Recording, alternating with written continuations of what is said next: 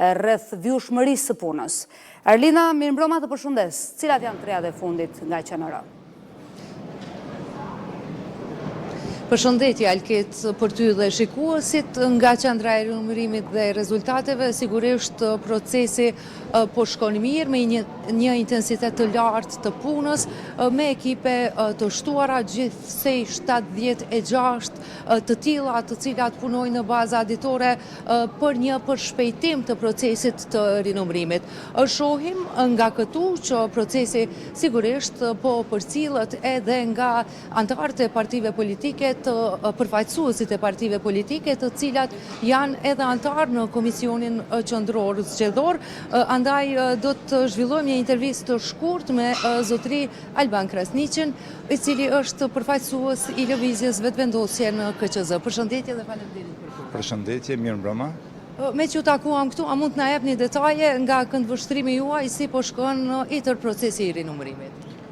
Po si që mund të shihni edhe vetë, procesi është duke shkuar i rinumërimit të kutive tashmë me vendimin e marrë nga KQZ-ja për rinumërimin e gjitha kutive të votimit që janë dikun 2555 kuti afërsisht, është duke shkuar në rregull.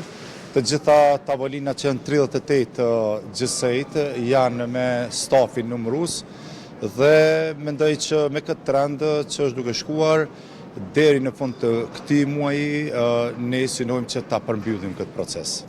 Sigurisht kjo pasaj me shpresën që do ta përshpejtoj gjithë procesin edhe të krijimit të institucioneve dhe sipas KQZ-s besoj që keni informacion edhe ju që procesi pritet të përfundoj në fund të janarit.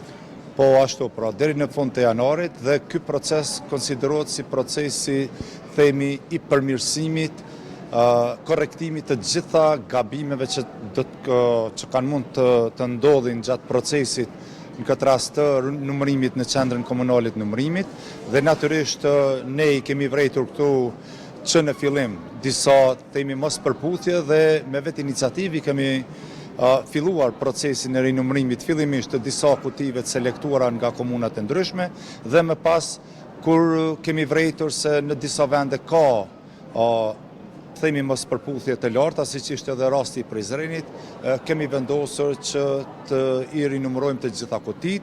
Natyrisht me sa vrejet deri me tani dhe procesin nuk mund ta prejudikojmë deri në fund se si do të shkon, vrejet që mos përputhje ka në shumë pak kuti tashmë në komuna tjera, kurse mos përputhjet që ne i quajmë brenda themi asoj marzhë ose gabimit njerëzor, gjithashtu ka deri diku, por që për ne është me rëndësi që qytetarët, kandidatët, subjektet politike, publiku në tërësi të jetë edhe i njoftuar, por të jetë edhe i sigurt që procesi është duke vazhduar, që numërimi është duke ndodhur sipas procedurave, që rezultatet do të korrigjohen kudo që aty ka mund të ketë ndodhur ndonjë gabim dhe që deri në fund të muajit janar ti kemi rezultatet nga ky proces i rinumërimit, që më pas gjithashtu janë disa afate në rast se palë të caktuara mund të kenë ankesa, mirë po